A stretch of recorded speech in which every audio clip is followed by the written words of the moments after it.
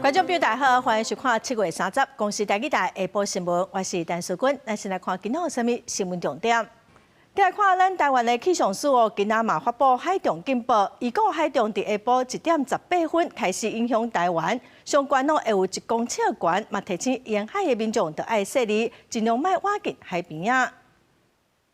东部沿海先到，在1点19分，这是预估的一个时间。接下来应该是东部沿海，再来东南沿海，再来东北沿海，在西南沿海的位置，大概是下午1点31分会波到，然后北部沿海是1点41分波会到，然后东部海峡沿岸的部分是1点45分，绿色的部分是预估这个海啸的波高是0.3公尺左右的，然后黄色的部分是0.3公尺到1公尺左右的一个波高。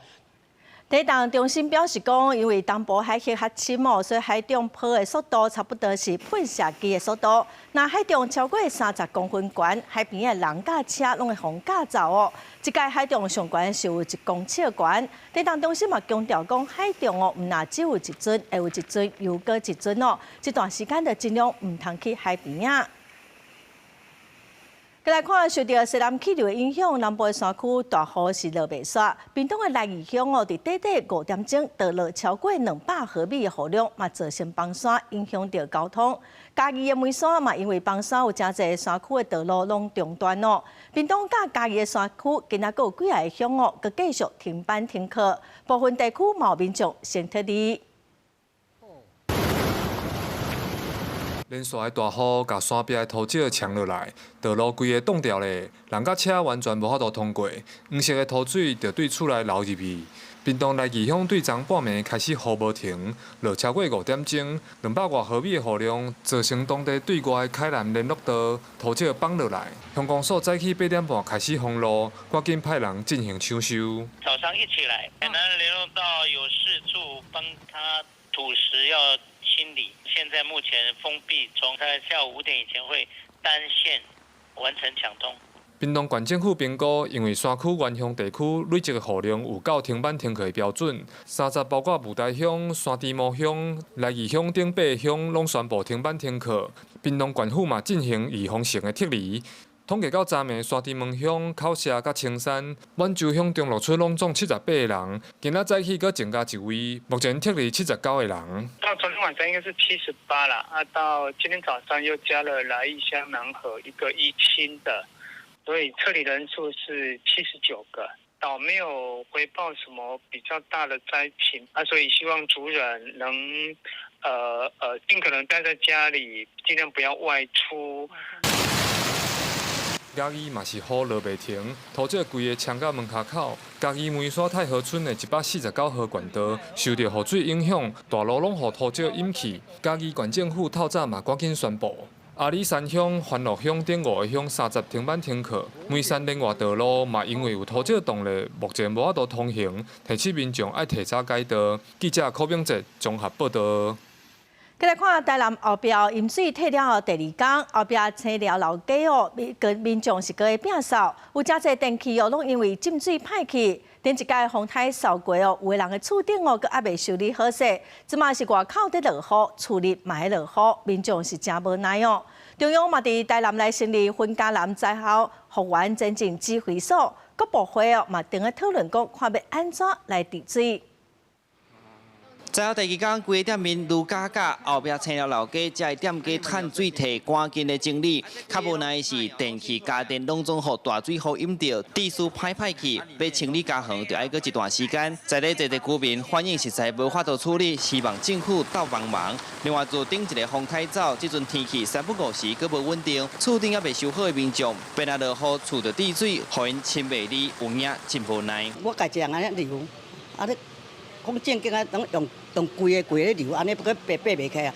希望讲若讲像即种情形政府会当讲，歹讲有一个较老的遮会当甲帮忙啊！你看保安遐济，安那遐济。所以就算讲你有暗嘛是会漏水哦。有啦有啦。就无奈就对。嘿啦，你看，阮今日入水呢，你看你去迄间民床买啊，内底嘛是哦。佮村里种的大一尔。行政院长张罗南坎仔宣布说，分家南灾后复原前景指挥所由政务委员陈金德担任指挥官，30透早内政部、经济部、农业部甲工程会等单位已经进驻台南市政府明治市政中心，嘛先开第一摆会议，针对面对极端气候的挑战，讨论要安怎有效来掌握工具甲工法，嘛拼要伫明年雨季进前完成重要的治水工程。今天呢是第一次的会议，针对了民宅的一个修缮的一个样态，以及后续的协助的这个机制，都会来进行可行性的评估，以及进行的一个方案等等的。另外，已经因为台南市洪灾造成厝遐受损，补助方案拢已经公告啊，会照算长的程度来补助1万、5万、10万。不过因为拄到大水后，台南停班停课，作业停事有前着。公所嘛讲，8日1万块的补助案已经发963件，最近会个陆续汇入去考察，这灾害补助拢总有24000件，相关单位嘛等咧赶紧审查。记者邱台南采访报道。南投县雨嘛落袂哩，信义乡今仔是宣布停班。伫市区南投市鸟乐溪边仔的假训班嘛淹水，民众通报嘛已经启动求水咯。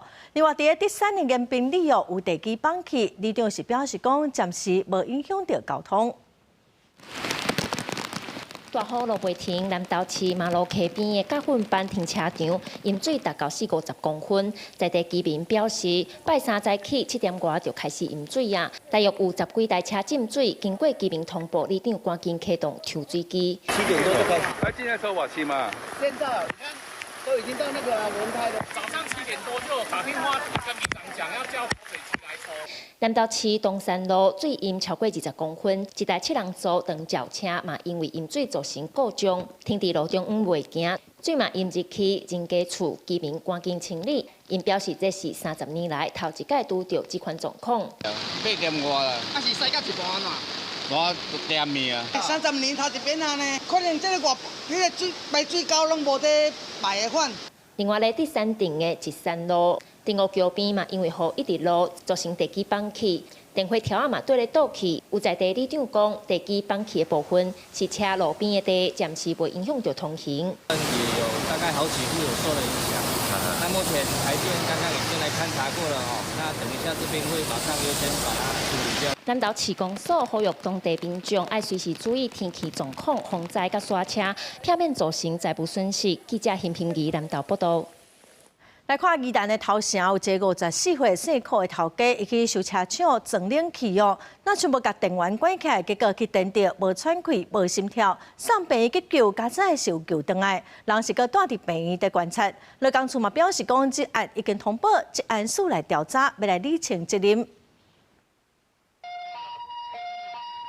救护车向警示车去头城一间修车厂，要载受伤的人，因为一名细苦的冷气行头家，伫装冷气时，亲像无怪220伏的电源，佫无做好在延保护，无设立去电着。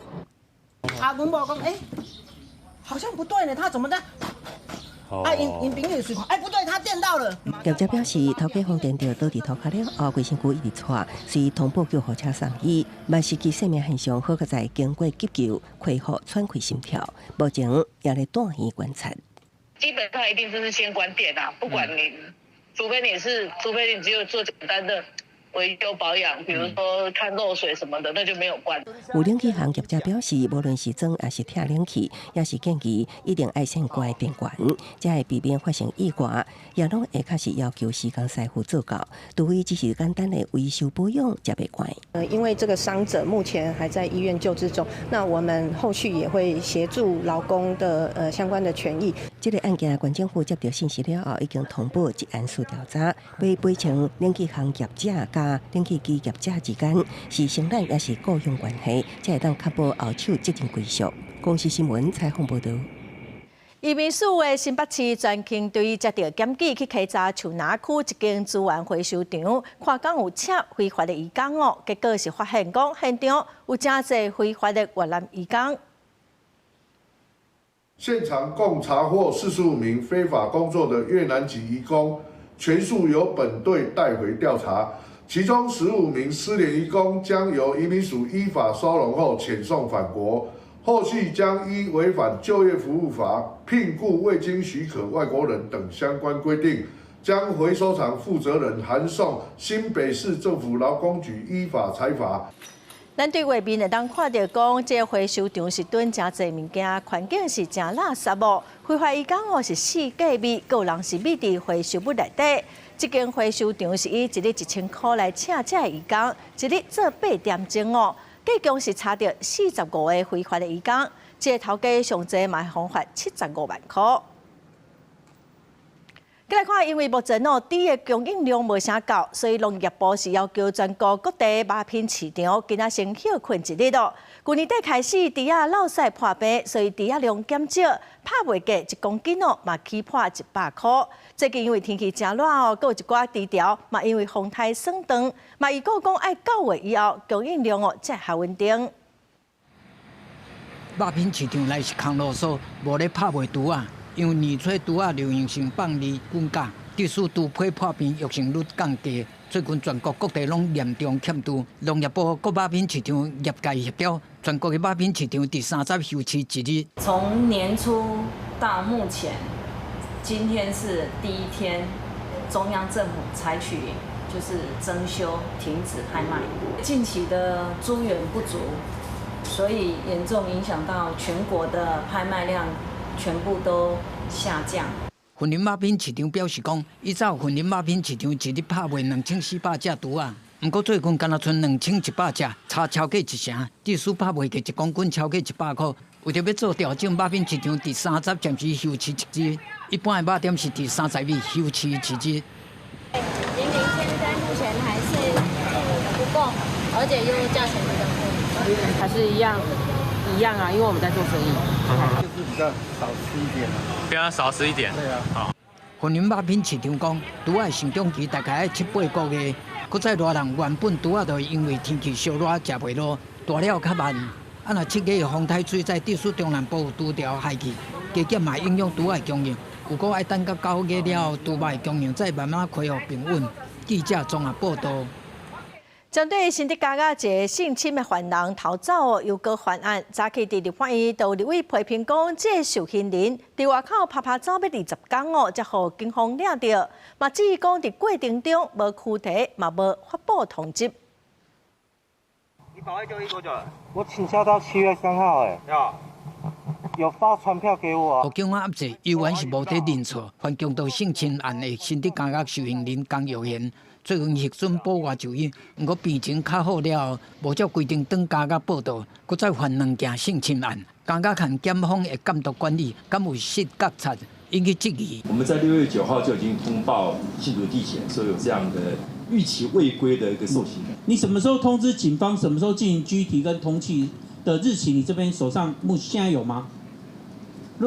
如果没有的话，就现在跟我说没有。这个还没有具体。虽然矫正署回应讲，拢是照法定的流程处理，不过立委批评讲，按6月初3，发现受人无当加决了后，到掠到人，将近20日，相关机关莫讲是发布通知，连这名躯体都无。这件事情责任追究需要多久？我们希望是在1个礼拜内。1个礼拜之内哦，究责名单谁要负责？是不是要该移送法办？另外，毛立委关心相关各类案件被害人甲家属伫个案审理的时阵，权益敢有得到保障？犯罪被害补偿金请求时效的问题，我们认为那个时效相对还是短的。那这部分当然我们要寻求共识。按未成年的被害人申请犯罪被害补偿金，敢有超过申请的时候，被害人伫个法庭的质问权，甲对加害人的保外就医、期期监控辅助，拢是这届立法院质询的重点。记者综合报道。高雄小港的三元电池厂伫7月14火烧了后，已经半个月了。在地里长是真不满讲，当年的董事长拢无出面来回释的，事故的原因嘛阁无清无楚。今仔早起，大约有200个民众就去抗议，要求三元就爱迁出小港。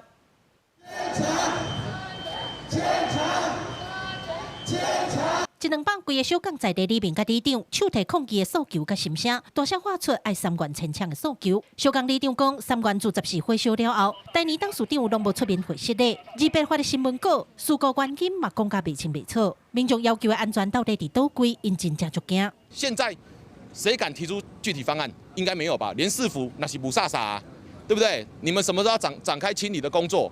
经理或董事长都没有来向我们的里民道歉都没有，我们是二等公民吗？这个地方含有瓦斯管线，还有中油的大林厂的中油的管线到这个地方，所以都是非常危险的地域。针对地方的诉求，3元能源总经理代表接定证书，台泥集团发言人表示，意外发生了后，虽然有请人调查事故原因，不过这部分需要公部门来公布，因无法度代表发言。目前也无复工的时间，现阶段会以地方的意见和心声为主，3元一定会继续沟通改进。时间我们一直很努力，要把后续的这个做一些收尾。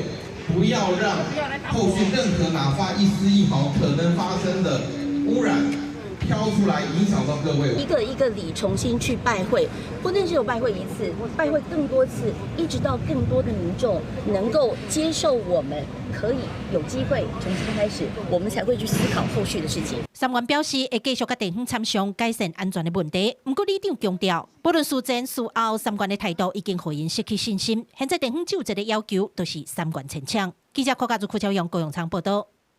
伫罢免投票进前，有一寡南洋的首长是用破发现金1万块来诱无同意罢免的票，嘛强调讲朝廷的税收就应该爱幸福民众。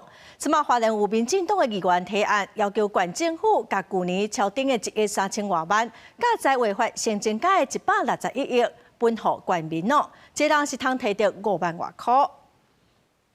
花莲县议会伫今年2月份的临时会，民进党籍议员吴仁顺要求县政府伫在违法收罚了后，会当摕到161亿，加上花莲县政府税款敲定，照你来破发县民一人51698块。去年蓝白立委在立院不断的针对财划法希望地方能够分回更多的这个财源我们花莲县能够分回161亿，那换算下来，我们花莲县的县民有30出头万，那换算下来一个乡亲能够分得5万大罢免连赢惨败，真侪人认为发1万块对投票的结果影响真大。即马地方嘛出现要求地方政府爱比较中央用税金予民众的声音。照算花莲目前破发的金额上悬，引起关心。很棒啊，很棒啊！5万再加上中央的1万，那有6万元，很棒啊！花莲县政府一届钱安尼做一届就用去袂使，是迄落啥小确幸1万就好啊。花莲县政府表示讲，本案中央也未公布实施，分配数额也未得到，即马无具体的财源会当供应相关的收支评估，各强调160亿的用途，要优先用在民生法案。那我们也希望中央政府能够针对于立法院委员通过的财划法来开始对于各地方政府的分配，能够跟地方政府来这个连接，来这个。那另外对于161亿的部分，花莲县政府也会针对于我们无论是地方的基础建设，或者是社政、卫政以及社会福利，我们都会这个来提出。无党籍县议员杨华美认为讲，这样提案是临时会提出来。有2个议员呼吁送县府，爱等县政府回应。不过，伊忧心大罢免了的各种政治斗争，希望社会大众会当了解政府财政的量上款甲敲定税金的合法性分配甲使用方式。记者综合报道。美国要扣咱偌济对顶关税是还未公布，昨又有风声讲要扣咱台湾22%的关税，嘛造成昨台股盘中是落300点哦。今仔早起股票，咱的股票佮起破23400点。美国会伫8月初1公布关税，有专家是认为至少应该扣台湾15%的关税。也毋过若咱台湾提出的条件，美方佮无满意，嘛有可能爱佮继续谈判。美国关税政策之下无确定性影响大，三十台股开盘23288点起87点，了后维持高点震动，上悬有23414点。暗过到第一政治日，市场传闻对顶关税达到12%，引起投资人惊吓，盘中跌落超过300点，收盘股会上杀。等待这个所谓的税率确认，只要在2成以内，让市场能够吃下定心丸，整个台股的一个部分就有很大的一个个补涨空间。在8月1号到的那个时间点，其实还有很多的国家还没达成协议，所以比较可能的就是川普呢持续延长这个协商的时间。专家分析，用日本后面讲做的15%的状况，即马已经正做确定，就是关税谈判基准。8月初伊可能有3种走向，上多关系台湾，和美方愿意的投资，代表双方点头达成15%协议。不过上可能状况是台湾提出条件，美国还未点头，谈判延后。上摆的方向就是双方达成比15%税率较悬，比如32%或者是25%，不过因讲是无可能。美台之间还没有谈判结论的话，也有可能就是说，我们就适用于但川普所谓的其他经济体等于15%到20% 的关税，一个比较优惠的关税税率是要付出高昂代价的。那如果说被归类为其他的部分，然后这个相关的代价可以延后支付的话，我觉得这个我们应该以正面来看待。根据外媒报道，川普团队已经向台湾提出上好的关税税率，不过无明确表示数字。华府也向台湾要求更较侪投资，不过专家建议，因为对顶关税法悬，即马也被挑战，无排除过年撤销变数又原加大。后续关税谈判应该好好参详，才袂付出真大代价。记者综合报道。再来看美国甲中国的贸易谈判，暂伫随等3个月，美中双方拢想要搁延长关税的宽限期。美国总统川普是表示讲，2天的谈判，双方是讲了真好哦。另外，针对美国敢有拒绝总统赖清德过境美国咧，美国的国务院是强调讲台湾无宣布出访的计划，所以嘛无拒绝过境的问题。美国和中国的贸易代表伫瑞典首都谈判2天了后，虽然讲因两边是并无讲好新的协议，但是进前讲到这5月时的90天停战，伫2礼拜了后就要到啊。即马美中两国拢想要延长，美国的代表就讲有可能搁停战90天，但是最后也是要互总统川普来决定才有准算。他对川普嘛伫空军1号讲到伊的看法。I just had a phone call from Scott Bessent.And had a very good meeting with China, and it seems that, they're going to brief me tomorrow. We'll either approve it or not. But he felt very good about the meeting. Better than he felt yesterday. 若讲到这礼拜，这外国的媒体曝光咱总统赖清德要过境美国，煞互川普拒绝。美国国务院昨昏是回答咱公司的提问了后，今仔日嘛表示，最近这媒体的消息拢是外界假设尔，嘛因安尼并无取消过境的问题。Taiwan has not announced any travel plans for President Lai, so that is generally a hypothetical. Now I know it's been in the news. There's been a lot of questions and a lot of suppositions here that have happened, but I can say that it is a hypothetical at this point. There have been no plans, travel plans for the president. There's been, as a result, nothing canceled. 美国国务院嘛表示讲，台湾的官员也是总统要来过境美国，拢有符合美国过去的政策勘做法，伊嘛会继续遵守这一个中国政策，要来维护台海的和平稳定。以上公司国际记者彭祖哲伫美国北京的报道。咱个继续来看加沙地区药剂的人道问题是哪来哪严重？英国首相史凯尼昨时宣布讲，以色列若无赶紧来收煞这场战乱英国是按算讲伫9月的联合国大会就会来成立巴勒斯坦国。I can confirm the UK will recognise the state of Palestine by the United Nations General Assembly in September, unless the Israeli government takes substantive steps to end the appalling situation in Gaza, agree to a ceasefire, and commit to a long-term sustainable peace, reviving the prospect of a two-state solution. And this includes allowing the UN to restart the supply of aid and making clear that there will be no annexations in the West Bank. 英国首相史凯尼伫到召开紧急内阁会议了后，做出这项重大宣示。伫法国了后，正做第2个会伫9月承认巴勒斯坦国的7大工业国。伫全球140外个承认巴勒斯坦的国家当中，英国甲法国的影响力上大。毋但是有核武器的以色列盟邦，也伫联合国安理会有常任理事国席位。法国外交部长已经先欢迎英国加入法国带领的这一波拍拼停止无尽头的暴力宣传。拄结束苏格兰之行的川普表示，伊无讲到这件代志。We never did discuss it.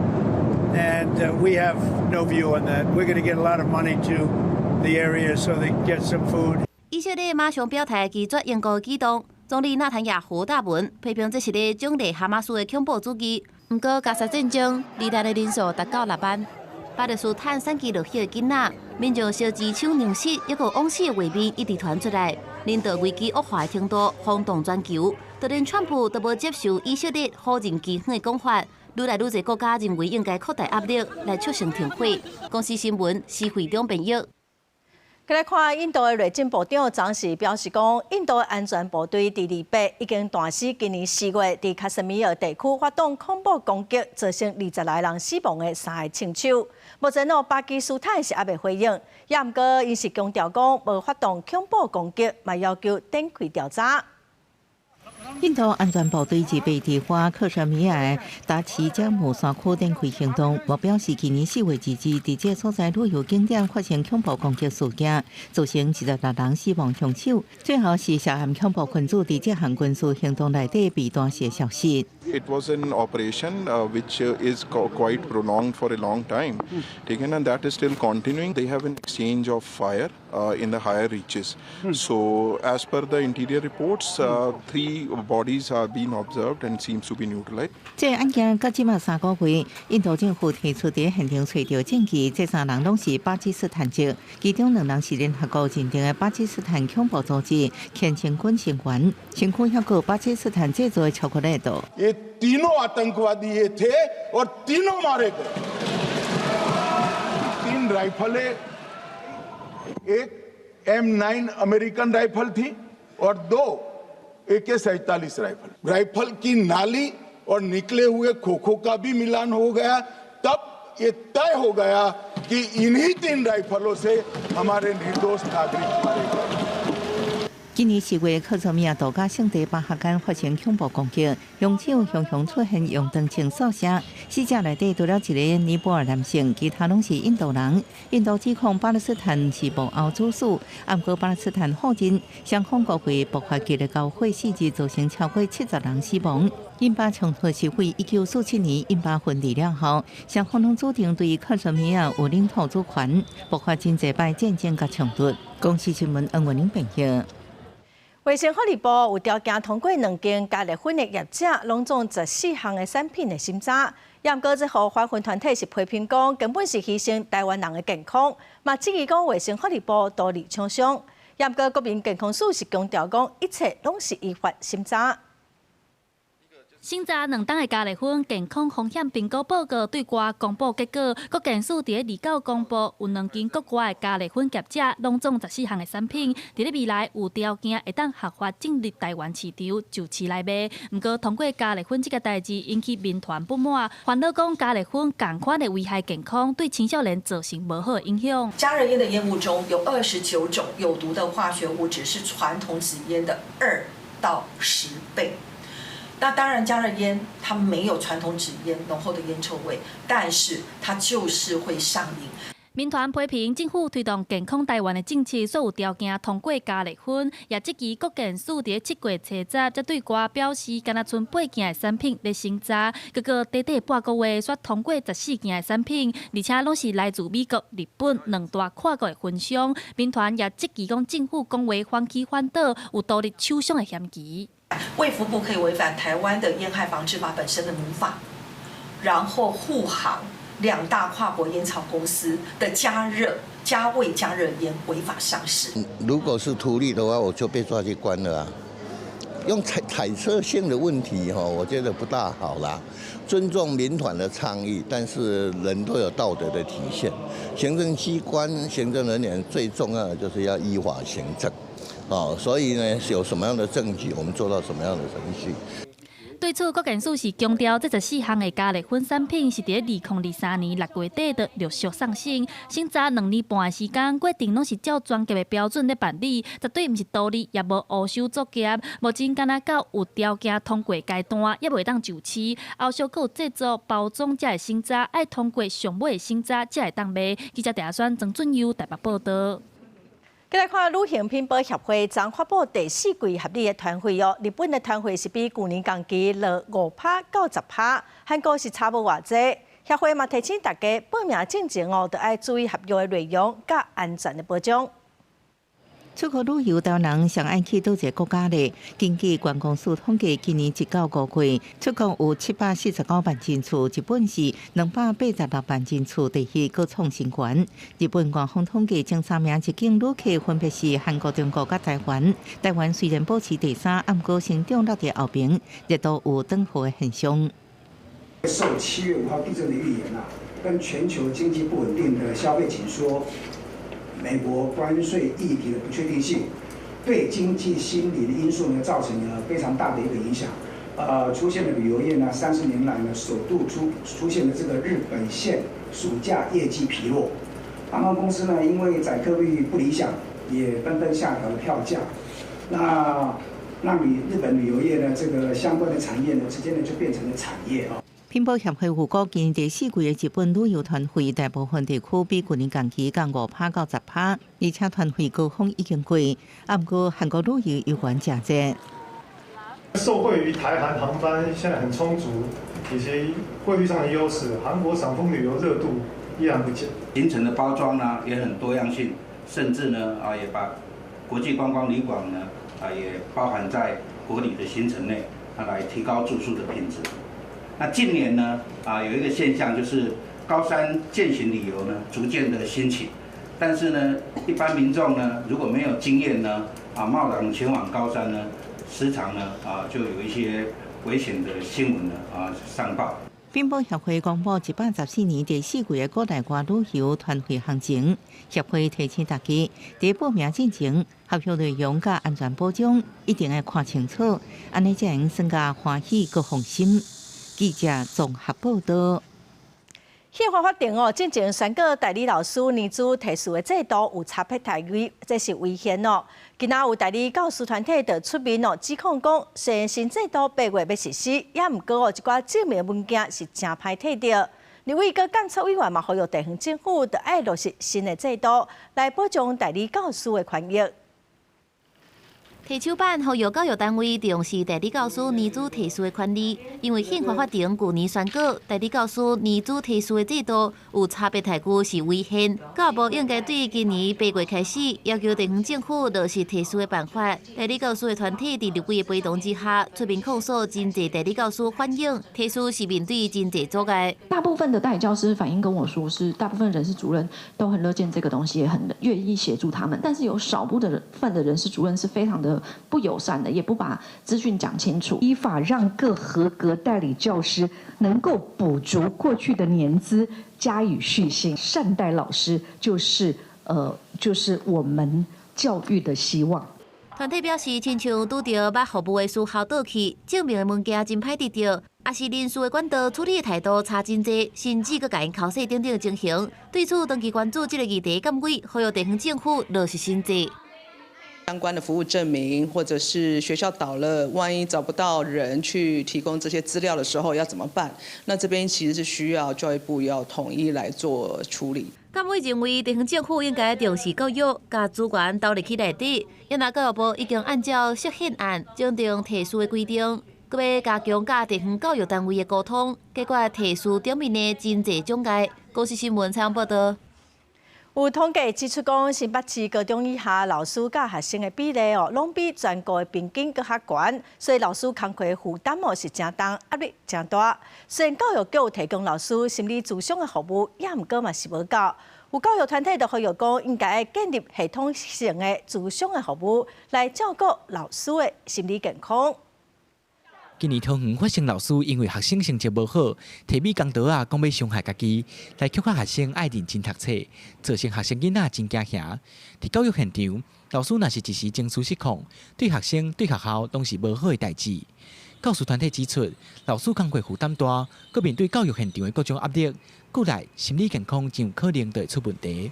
根据统计，新北市高中以下师生比，国小、国中、高中拢比全国的平均较悬，所以新北市教育局提供老师单年6届的心理咨商服务，希望消透老师的压力。也毋过有教师团体指出，申请咨商服务有条件的限制，配合的咨商所数量嘛伤少，有看有用无的情形。老师可能有一些考核案件存在的话，老师是不能申请支持系统的可是有可能这个滥税案件整个申诉的过程其实会非常长，老师其实是身心俱疲。每个月提供1次的稳定支持，并且增设线上咨商跟匿名倾诉的平台，并且要引进教育心理师的制度，鼓励培育跟聘用具有教育专业背景的心理师。根据新北市的资料，目前新北有超过1万的老师，有超过1400人要去寻求心理咨商的协助，等于每10个老师都有一个需要支持。有新北市的议员认为，老师面对的状况800款，可能是教育专业的问题，也有可能是家己的心理需要调整。希望教育局会使整合各种资源，针对心理和教育提供无同专业的支持。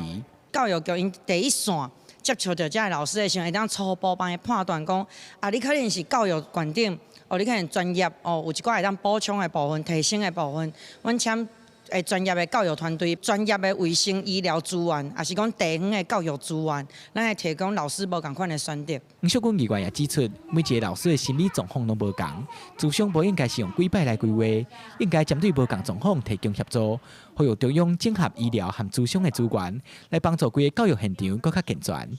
记者桂宗林、谢桂林台北报道。国立台北大学伫台北市有3地校地，拢伫市区是正价值。有监察委员是指出讲，伫民生甲建国校区，目前是拢以产学合作方式伫进行 BOT 的开发案咯。因调查嘛发现讲，这个开发案涉多利财团，所以提案纠正台北大学甲教育部。国立台北大学目前主要校区位伫三甲，占地大约54公顷，也毋过伫台北市有原有3地校地，拢位伫精华地段。监察委员指出，其中的民生甲建国校区以产学合作名义办理 BOT 案，也毋过煞无符合大学教学必要，亲像涉及开发不当甲独立财团，所以提案纠正台北大学。有需要把那个校地交给民间去新建这个样子这么庞大的 BOT 吗？难道这2块地国家没有其他合理的使用吗？就为了那个几%的营运收入，你把这2块，我都还没去算算它公告现值、公告地价有多少，这么大的一个黄金地带你就使用权让给别人。监委质疑，台北大学为着避免台北校区土地使用率上加方收回，办理 BOT， 也毋过伫民生校区新建的校友会馆，指出一般的旅馆真歹提供私生使用，伫后来也引起争议。建国是由国泰产业研发中心股份有限公司投资45亿，有50年的使用权，跟你学校所谓建了一个产学研发中心。民生 BOT 也是一个非常奇怪的案子，它由这个宏汇民生合作联盟它来设了，那投资了21.6亿，空间有12000平左右，产学合作中心它怎么处理呢？监委认为，教育部无要求台北大学确实检讨使用需求。如错认定这间学校 BOT 案也当在纠正，也毋过到中昼坐过进前，教育部甲台北大学拢还未回应。公司新闻采访报道。昨有民众伫台中一间连锁的冰淇淋店，店员无细腻甲透薄的漂白水当作是滚水，摕互人客啉哦，害3个人客送病院，阁有一个员工家己嘛摕来啉，拢去病院赶急诊。食安处接到通报，嘛开始展开稽查。台中七贤厝的人员来到这间大型商场内面的冰品连锁店来稽查，因为这间分店是传出2倍有3个人客和1个员工，无细日去啉到店内透过漂白水。救的过程中，当下就是连呼吸都开始痛，然后呼吸都开始痛了之后，我就问店员这到底是什么东西？现在症状就是喉咙有一点不适，就是吃东西的时候会有一点痛，然后有一点咳嗽、有痰这样，可能是有在灼伤吧。民众讲2八中昼，伫店内点餐点了坐落来，店员捧一杯水来，拄好伊喙打就啉一喙，但后随开始擦擦疼疼，伊向店家来反映，落尾店员陪伊去看医生。除了伊，阁有2个人客有同款的状况，嘛去其他病院看医生。另外，阁一个查某店员同款去啉着，随挂急诊。可能是管理上有疏忽了。听到这样子的情形，感觉怎么样？觉得不可思议。透过漂白水，当作是会当啉的滚水芳上肚，民众拢感觉有够罕古。医生嘛提醒讲，若是无细日去啉着，千万莫催吐，则袂第2摆烧着难熬。那去吐也是想要吐，就要随送病院。第一时间千万不要去催吐它，因为它是一个腐蚀性的液体。那如果说没有恶心呕吐的症状，可以喝一些水或牛奶去稀释。针对这个事件，业者透过文字回应讲，第一时间已经进行了解，这是单店店员的疏失，已经主动关心和慰问人客，持续提供必要的协助，而且配合食安处的稽查。食安处是回应讲，这案已经涉及违反食品卫生管理法，除了当场要求业者停业，嘛甲业者移送检调来侦办。记者综合报道。要鼓励学生行出台湾，增加国际眼界。原地大学2023年开始就启动青人出国的计划哦。学校今仔嘛甲美国伊利诺理工学院来签备忘录，推出双联学位甲交换的计划。透过视讯，原地大学校长廖庆仁甲美国伊利诺理工学院校长 Raj Chambadi 签署学术合作备忘录。It is not just the possibilities for research, but it is also the possibilities for student exchange, faculty exchange. It is the possibility to provide a lot of possible outcomes to our students. These efforts will open up more opportunities for our students and faculty to connect globally and grow academically. 学术研究交换学生，佮甲自家的学术学会学程甲1+2硕士学位学程。学校表示，延后2013年开始启动的青人出国计划，有更较多元的海外学习管道。到目前为止，已经伫40外个国家甲地区建立超过300个海外合作友伴，超过500个学术交流合约。特别是双联合作计划，其实它非常的难度很高，因为它要对等2个学校里头的学生上课的内容。我想这个部分呢，也是我们在做整个全球化的过程里头很重要的细节哦。学校指出，目前全球外籍生差不多12%无算低。面对全球伫吸收半导体人才，加上台积电伫日本设厂，这2年日本的学费生增加，目前差不多将近100位的日本学生。今年还有3位日本学生毕业了后，直接被请去日本的台积电，算是甲国际连接的重要指标。记者综合报道。自来水管旧啊，可能会破坑，会漏水哦，嘛有可能造成车路出现缺啦。过去哦，只当靠人工、靠经验来检查。即马工研院开发一套 AI 漏水智慧监测系统哦，未来当装伫水表、消防条来进行监测，有漏水就随通知。水管用久难免破坑漏水，自来水公司就要赶紧派人来抢修。过去拢是靠技术人员的经验去找出漏水的所在，即摆利用工研院漏水智慧监测技术。透过机器用听的方式，加上 AI 分析，会当轻松知影讲倒位有漏水。这套设备呢，主要就是为了因应目前排水检漏员的一个人员的退休。那退休的过程中呢，他们比较有经验的检漏人员的相关经验，经由我们的 AI 设备，让他们可以快速的进入这一个检漏的一个过程跟流程，而且可以协助他们快速听到整个漏水的声音。现在设定一天误差范围10吨的话。那系统它自动计算，只要在10吨范围以内，那系统就会告诉我们说，现在是哪一区的干管出现了漏水异常。这套漏水智慧监测系统，佮结合 AI 演算法，透过现场的资料收集佮分析，会使把结果传送转去予技术人员，唔免出门就知影讲倒一个路段、倒一个地点咧漏水，甚至漏偌侪水，都会当知影。工研院表示，准确度有到90%以上。是利用那个管路，它泄漏的时候会对这管壁产生震动嘛，哈。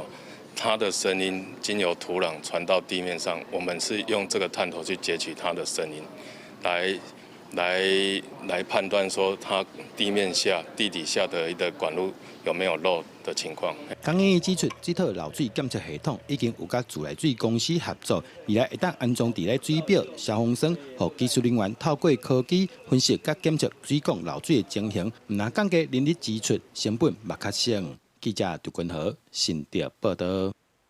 来看前总统李登辉过生已经5天了，国立台湾图书馆甲李登辉基金会各有组织会做伙办一个所谓李登辉的特展，望透过科技哦，互民众当看到台湾民主化的过程。总统，可以麻烦你帮我按接听键吗？透过 AI 科技，前总统蔡英文和已经过身的前总统李登辉通电话，袂输咧和本人对话。台湾人民嘛爱搁较团结，拄啊好一届，咱会当来利用即寡先进的科技，互老朋友搁一摆甲我相会。前总统李登辉已经过身满5年，国立台湾图书馆和李登辉基金会甲朱策会做伙举办所谓李登辉特展，那是要透过科技呈现台湾民主化历史，也要传达宝贵的民主精神。他的回答的内容是以李登辉总统过往的思想与资料为基础，推论他的选择与价值，而模拟出来的答案。这些答案或许能给我们很多的启发，也让我们思考如何因应这个时代的挑战。这个展览分做中红、绿画、画图和合影4个展区，唔会使行入李登辉的厨房，买当和伊开讲，了解李登辉的人生故事和台湾民主的发展。前总统蔡英文阁特别和 AI 李登辉做伙翕相做纪念。李登辉基金会表示，大家唔能使用华语甲伊对话，讲日语买通。除了在语义上坚持民主与台湾主体性的伦理框架外 ，AI 李登辉已经具备日语对话能力。朱策会表示，展览的期限有2年，未来除了会参考民众意见来调整，卖继续加强台语 AI 的开发，和 AI 李登辉卖使用台语和民众对话。记者桂宗林、贾桂林台北报道。电影《阮家的代志》是讲中华社头一个传统家庭的故事。这出电影伫今年纽约的亚洲影展摕到上佳剧情片，嘛是12年来头一个摕到这个奖的台湾电影。We award the Uncaged Prize to Family Matters. 评审宣布，2025年纽约亚洲影展 Uncaged 单元得奖的是台湾电影《我家的事》阮家的代志。这出电影以中华社头做背景，在讲台湾传统家庭的感情牵连，搬出一家伙仔的爱甲秘密。这嘛是 Uncaged 单元办12年以来头一出得奖的台湾电影。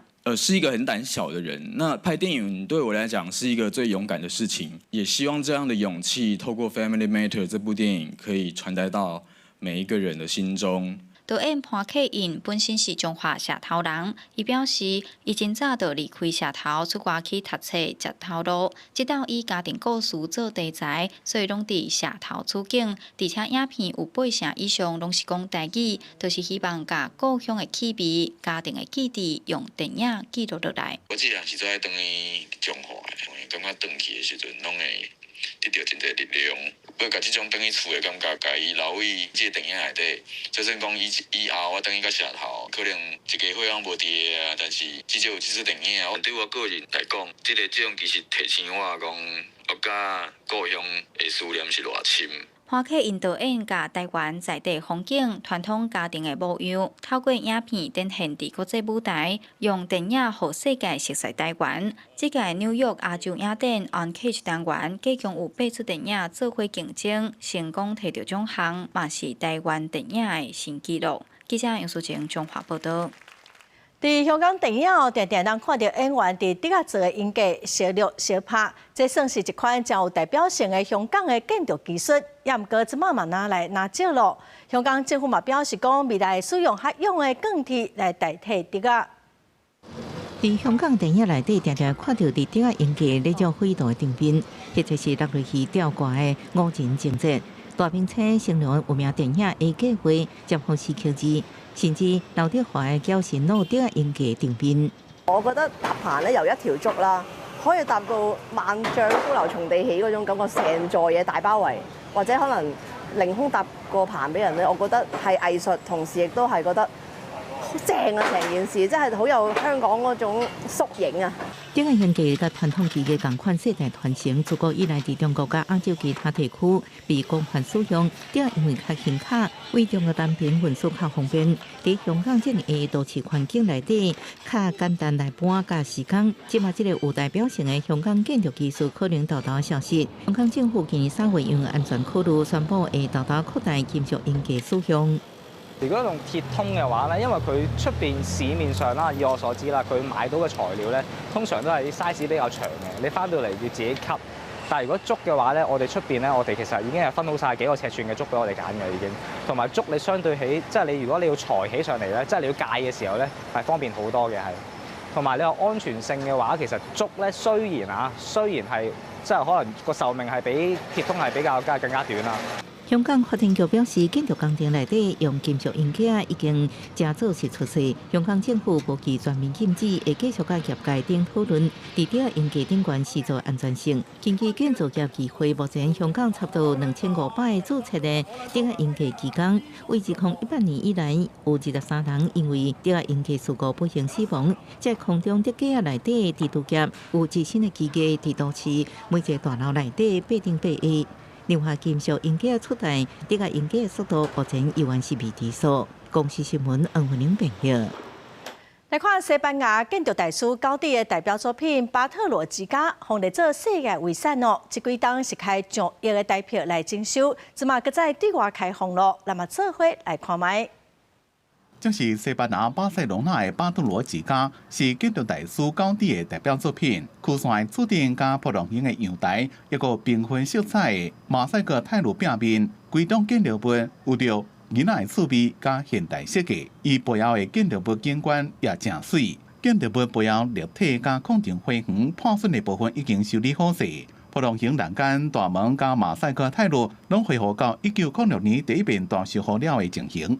Sabíamos que habían muchos elementos de colores laterales entre cristales y cerámicas simulando como una enredadera o flores, o sabíamos que el patio en el que estamos, que también ha formado parte de esta intervención, pues tenía unos elementos originales que habían desaparecido, como esta gran pérgola.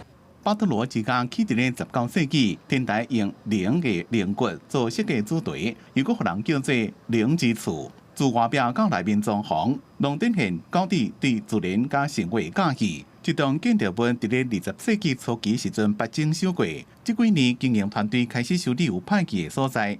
2024年初，建筑物后壁的壁边加顶进行修理工程，重点包括厝顶的马赛克泰鲁壁、用带金属的栏杆、插景的窗仔门，一个壁边，并且加强结构，总经费1亿2000万台票。顶内面这个棚架设计成做瀑布线形，涂骹带手工的泰鲁超过85000片，原汁原味展现高地原本的设计。The restoration of the back facade of Casa Batlló is one of the most outstanding discoveries we've materialized so far, because of the negative of what we had before and what it looks like now. 建筑物后壁甲顶修理好了，伫6月中对外开放，真侪游客是专工来看的。This is my first time here, and this is a magnificent place. It really does, bring out the creativity in life. It was my dream to come here to visit all the Gaudi amazing structures here. 巴特罗之家伫咧2005年列入联合国教科文组一个世界遗产，真侪巴塞隆纳有名的观光热点，是真侪人到当地一定的去行程之一。敢若是2024年就吸引190万人参观。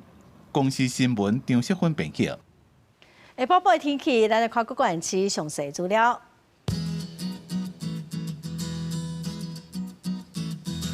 北部地区上低30度，上悬36度。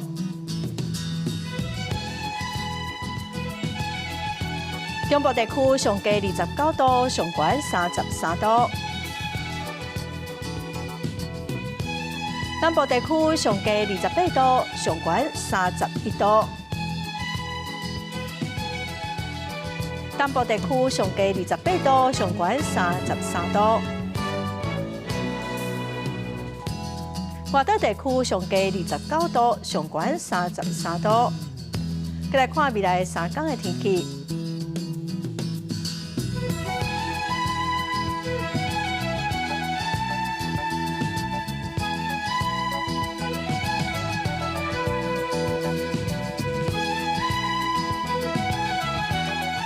感谢观众朋友收看《公视台记台》播新闻，我是陈淑君，明仔载播3点，咱再会。